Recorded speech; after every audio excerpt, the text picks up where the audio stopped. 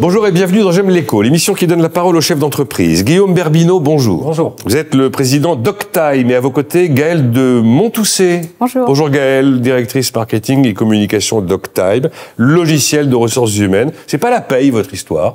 Non, c'est la gestion des temps de travail et des plannings. Et donc, alors on en reparlera parce que vous avez réalisé une acquisition en 2015, un espagnol qui vous a donné une dimension internationale. Aujourd'hui, il y a 7000 clients dans le monde de vos produits, ce qui couvre 5,5 millions de salariés. Gestion des temps de travail et des plannings. Et pour les RH, c'est où je mets mes équipes, quand, à quel endroit, à quelle heure? Alors c'est un domaine qui est arrivé au moment de l'avènement des 35 heures sur les fameuses lois Aubry en 98-99, qui a amené en fait les énormément... 35 heures ont créé un sujet de gestion des temps de travail. Octime existe aujourd'hui grâce aux 35 heures.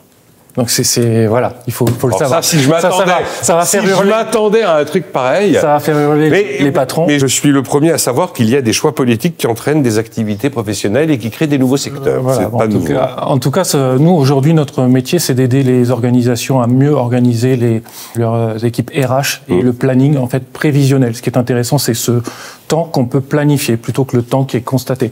Et donc, le savoir-faire d'Octime, c'est justement d'être placé sur cette thématique qui est extrêmement complexe parce que les 35 heures ont amené beaucoup de facéties, de complexité, les heures complémentaires, les certains ont dit que ça avait remis la pointeuse sur le lieu de travail. Ah oui, alors oui, ça a notamment fait ça. On va pas faire ici le procès des 35 heures. Non. Même si certains, dans l'opposition, les députés le font aujourd'hui. Il y a 2 offres en cloud, donc Octime et Staffelio, en 2 mots. Gaëlle. Oui, effectivement. Donc nous, on fait uniquement du planning et de la gestion des temps. Octime, c'est notre logiciel disponible pour toutes les entreprises de toute taille, de tout secteur, pour les accompagner dans la digitalisation de leur planning. Donc ça, c'est Octime version SaaS. Et on propose aussi une solution pour accompagner aussi le besoin en remplacement lorsqu'il y a un absent sur le planning, que l'on a tout fait pour essayer d'optimiser correctement son planning d'équipe et qu'il n'y a plus de personnes disponibles. Et bien, on peut appuyer sur un bouton, je schématise, pour pouvoir lancer un remplacement. Staffelio. C'est Staffelio. En fait, ça va nous permettre... Staffelio. Généralement, le réflexe, c'est de se dire, je vais recourir à une agence d'intérim ou alors une agence de recrutement. Et Staffelio va permettre de faire le lien. Exactement. Aujourd'hui, on est d'ailleurs spécialisé sur le secteur de la santé, qui est un santé qui connaît une très forte pénurie de main-d'œuvre et sur lequel il y a effectivement une demande très forte. Avec Staffelio, on peut aussi faire presque du management de direction si on a besoin ou pas? On répond vraiment à un besoin, vraiment dans les secteurs où il y a pénurie. En ce moment, c'est pas que le cas de la santé, donc c'est très intéressant. J'ai vu effectivement que vous étiez très présent dans la santé privée et le médico-social. Oui, c'est pas que. Mais c'est historique parce que c'est là qu'on retrouve la complexité de planification la plus étonnante. D'ailleurs, la solution Octime est née avec des cadres de santé. J'aime bien quand vous dites la complexité la plus étonnante. Oui, effectivement, la mise en place des 35 heures dans le secteur de la santé, ça a juste été une catastrophe. Vous savez, le droit social est parfaitement interprétable et c'est ça qui est difficile à maîtriser. Vous avez une actualité, Gaëlle de Montoussé, c'est la nouvelle version d'Octime. Oui, effectivement, on lance une nouvelle version de notre logiciel phare Octime. On a beaucoup travaillé, 2 ans de développement 2 ans de R&D, et d'innovation pour refondre complètement l'interface utilisateur et l'expérience utilisateur. Il faut savoir que nos logiciels sont utilisés au sein des entreprises par l'ensemble des collaborateurs. Ils ne sont pas uniquement réservés à une poignée de managers ou de ressources humaines. C'est pas simplement les ressources humaines qui utilisent Octime. Ça peut être effectivement n'importe quel salarié décentralisé dans l'entreprise. Il faut un truc hyper intuitif. Exactement. Faut que ça ait été pensé pour tout le monde. Exactement. Voilà. Et ça a été un petit peu l'objet de cette nouvelle version, c'est de proposer une solution toujours plus intuitive, mais tout en gardant la profondeur fonctionnelle et la puissance fonctionnelle de notre logiciel. Et ça, c'est pas évident d'avoir un équilibre sur les 2 solutions. Souvent, on peut avoir une solution très fun, très smart, très sympa, mais qui propose pas beaucoup de fonctionnalités. Et bien là, on a réussi à faire quelque chose de très fort. Et puis, on a refondu le code aussi du noyau central du planning, qui nous permet de gagner en performance, d'avoir plus d'évolutivité et d'être encore plus interconnecté, c'est-à-dire interopérable avec tous les autres logiciels tiers pour pouvoir communiquer encore plus les données. Dans les 7000 clients dans le monde, il y a des ETI. Ça veut dire que dans une ETI, on pourra avoir 300, 400, 500 salariés qui vont se connecter sur Octime. On va même beaucoup plus loin. On peut avoir on va de 25 avec un même produit, de 25 salariés à 50 000 salariés. Et effectivement, les salariés, ils ont besoin aussi de déposer leur congé. Donc ça, c'est la première application, la première fonctionnalité que les salariés aiment bien déposer. D'accord. Et sinon, on va aller sur Enfin, combien de fois un salarié a besoin d'aller sur Octime de manière à titre personnel ou pour autre chose? Enfin, alors, pour déposer les congés, c'est une fois de temps en temps, les RTT, etc. C'est ce que tout le monde connaît, mais dans les environnements complexes, il faut aller regarder son planning très régulièrement. Ah oui, j'avais pas réalisé que c'était à ce point-là complètement transverse, en fait. Oui, en fait. Moi, je me disais, bon, les RH ont un outil perso bien fichu, taillé sur mesure pour eux, qui leur facilite la vie. Non, ça facilite la vie de l'entreprise. De l'entreprise. L'idée, c'est la bonne personne au bon moment, au bon endroit. Ah, c'est bien ça, la bonne. Donc ça, c'est assez simple à retenir, mais c'est compliqué à mettre en œuvre. Et nous, on essaie de simplifier tout ça à travers un planning. Et j'ai même envie de dire que c'est simplifier la vie de l'entreprise et simplifier la vie du salarié. Oui. Lui aussi, qui joue un rôle central dans les entreprises. Et d'ailleurs, je pense que je réponds en avance de phase sur une de vos questions. Non, mais...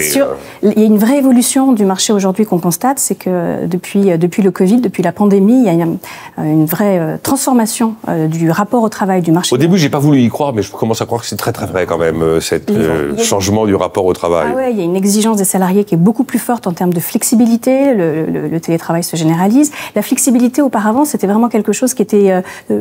c'était un petit bonus qu'on avait en plus au sein d'une entreprise. Aujourd'hui, c'est un prérequis, c'est une attente des salariés. Et on se rend compte que de pouvoir déposer ses congés, ou en tout cas en mobilité, et que le manager puisse aussi avoir plus d'équité lorsqu'il va choisir le collaborateur qu'il va positionner à tel ou tel endroit, ça permet de répondre aussi à ces exigences des salariés qui, aujourd'hui, recherchent un équilibre vie pro, vie perso plus fort. On s'intéresse énormément à la qualité de vie au travail. Aujourd'hui, c'est plus du marketing. Les entreprises ont vraiment des comptes à rendre sur cette thématique-là, notamment dans les perspectives RSE et les nouvelles réglementations européennes qui pendonnaient à toutes les entreprises d'ici peu.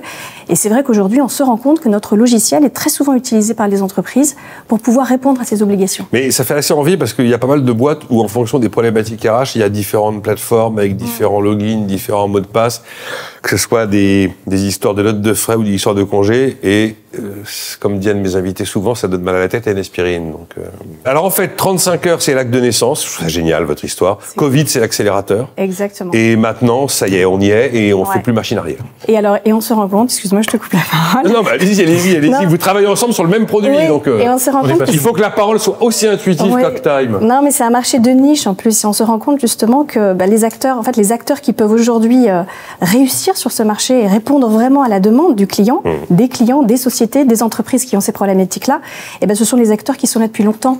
Les nouveaux entrants, en fait, ils n'ont pas cette connaissance, ils n'ont pas cette profondeur du réglementaire, ils n'ont pas cette expertise qui permet aujourd'hui de répondre à ces enjeux qui sont à la fois réglementaires et sociétaux. J'ai parlé de cette acquisition SPEC en 2015, ça vous a ouvert les portes de la péninsule ibérique, de l'Amérique latine, et c'est qu'un début sur l'international aujourd'hui. Oui, complètement.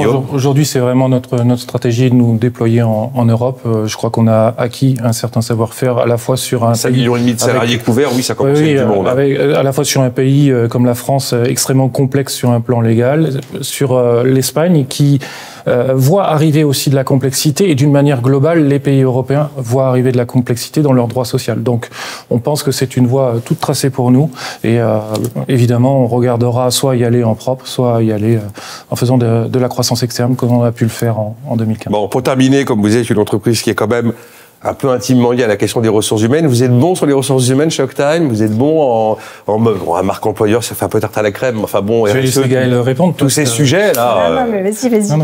Comment est-ce que vous les incarnez chez vous? Alors, j'imagine que vous utilisez Octime en interne, quand même. Bien sûr. Et sinon, marque employeur, RSE, recrutement, tous ces sujets qui sont devenus des casse-têtes parfois. Je crois que la dynamique d'Octime, c'est son collectif avant tout. Et on a tous Octime chevillé au corps. Et c'est ça qui fait qu'aujourd'hui, on est une entreprise dynamique. On grossit le trait, mais on est à 1 heure d'Épuisé aussi, 1 heure de la plage. On n'a jamais eu... Vous êtes en Béarn, hein? Oui, voilà. En Béarn. On est proche d'Orthez. On n'a jamais eu de souci de recrutement. Pourquoi? Parce qu'on a créé cette culture d'entreprise qui est très forte. Et ça, on y tient beaucoup. C'est notre ADN, c'est notre marque employeur. Et on avance bien comme ça. Vous avez repris Octime en 2008, donc ça pour l'avoir en intraveineuse, j'imagine qu'effectivement quand on est repreneur d'entreprise... Oui, on n'a pas de turnover. Non, vous n'avez pas de turnover et une croissance à 2 chiffres. Une croissance à 2 chiffres. Sans recrutement en 2 ans quand même. Sans recrutement en 2 ans. Et ça va continuer? Et ça va continuer. Merci à vous deux d'avoir été là. Guillaume Berbino, le président d'Octime, et Gaëlle de Montousset, directrice marketing et communication d'Octime.